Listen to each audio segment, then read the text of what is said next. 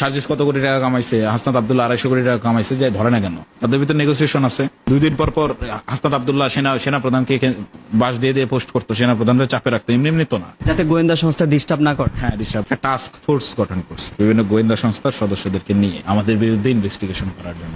আমার বিরুদ্ধে যখন ইনভেস্টিগেশন করে, চতুর্থ দিন আমার খেয়াল আছে কোন একটা গোয়েন্দা সংস্থা, হয়তো বা পিবিআই অথবা ডিজিএফআই, যে কোনো একটা কোন একজন সদস্য উল্টা পুলিশকে ঝাড়ি দিতেছিল যে আপনি কাকে তুলে আনছেন, এর বিরুদ্ধে তো কিছুই পাইলাম না, শুধু 4টা দিন ঘাম ঝরাইলে না। তো ওনারাই চা খাইতে খাইতে আমাকে দুধ চা আর বিস্কুট খাওয়াইছিল। খাইতে খাইতে ওনারাই গল্প করতে করতে বলতেছে যে তোমাদের নেতারা কত কত অ্যামাউন্ট কামাইছে, তাদের বিরুদ্ধে কোনো প্রমাণই নেই, তোমরা কি এক করলা, পচা শামুকে পা কাটলা। বলতে বলতে তারা নামও বলতেছে, যে সার্জিস ভাইয়ের নাম বলছে, যে সার্জিস আলম কত টাকা কামাইছে এখন পর্যন্ত আমরাই হিসাব করতে পারি নাই। হাসনাত ভাইয়ের নাম বলতেছে, যে হাসনাত তো প্রায় 200-250 কোটি কামাই ফেলছে।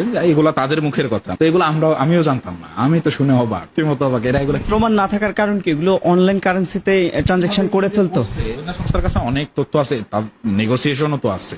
এখন নেগোসিয়েশন না হলে গোয়েন্দা সংস্থা জানে সার্জিস কত কোটি টাকা কামাইছে, হাসনাত আব্দুল্লাহ 250 কোটি টাকা কামাইছে, যে ধরে না কেন? তাদের ভিতরে নেগোসিয়েশন আছে। 2 দিন পর পর হাসনাত আব্দুল্লাহ সেনা প্রধানকে বাস দিয়ে পোস্ট করতো, সেনা প্রধানদের চাপে রাখতো, এমনি এমনি তো না। যাতে গোয়েন্দা সংস্থা ডিস্টার্ব না করে। হ্যাঁ, ডিস্টার্ব না করে, এগুলো তো বোঝাই যায়। আবার দর্শক, আপনারা শুনতে পেলেন যে হাসনাত আব্দুল্লাহ 250 কোটি টাকা কামাই করেছে, সেটা গোয়েন্দা সংস্থার ভাষণ, তার সামনে যে গোয়েন্দা সংস্থা আলাপ করেছিল সেখানে এটা পরিষ্কার হয় যে হাসনাত আব্দুল্লাহ 250 কোটি টাকা কামিয়েছে, কিন্তু টাকা কোথায়? এখন আপনারা আমাকে প্রশ্ন করতে পারেন বা জানে আলম অপুকে প্রশ্ন করতে পারেন যে ট্রানজেকশন কোথায়। এই ট্রানজেকশনটা কোথায় সেটা খোঁজাই বাংলাদেশের আইন শৃঙ্খলা বাহিনীর কাজ। কোথায় সে ট্রানজেকশন? সেটা হয় বিটকয়েনে আছে, সেটা হয় অনলাইন কারেন্সিতে আছে, সেটা অলিখিত যেসব কারেন্সিগুলো, যে কারেন্সিগুলোকে টাচে নেওয়া যায় না, যে কারেন্সিগুলো খুঁজতে হলে অনলাইনে গোয়েন্দা সংস্থাদের ঘাম ঝরাইতে হবে, সেই জায়গাগুলোতেই এই আসিফ মাহমুদ সজীব ভুঁইয়ারা, এই হাসনাত আব্দুল্লাহরা, এই সার্জিস আলমরা কারেন্সি রেখেছে বলে অনেকেই অভিযোগ করছে। কারণ আমরা আরেকটি শুনি জানে আলম অপুর কাছ থেকে। জি হ্যাঁ, এই যে যেটা বলতেছিলাম, যে দেখা গেছে যে হাসান ভাই পোস্ট দিয়ে সেনা প্রধানকে চাপে ফেলাচ্ছে, তার 1 ঘন্টা পরে আবার সার্জিস ভাই আবার নিজে সেনা প্রধানের সাথে ছবি আপলোড দিচ্ছে, দিয়ে সে একটা মিউচুয়ালে আনতেছে।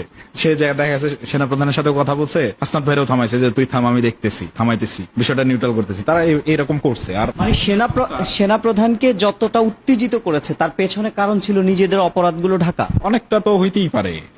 সেনা প্রধান তো আমার চোখে দেখা 5 আগস্ট উনি অনেক ভালো ভূমিকা রাখছেন না?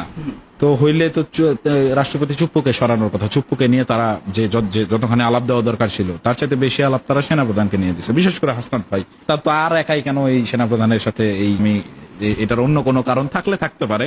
আমাদের আপাত দৃষ্টিতে যেটা ধারণা করতে পারি সেটাই, এবং ওই টাস্ক ফোর্সের জয়েন্ট ইনকোয়ারি যখন আমি ফেস করি, রীতিমতো তো আমি ভয় পেয়ে গেছিলাম যে আমি এটা কই এসে করলাম। টাস্ক ফোর্সটা কতজনকে এইভাবে ইনভেস্টিগেশন করেছে সেটা কি জানেন? আমাদের সবাই কি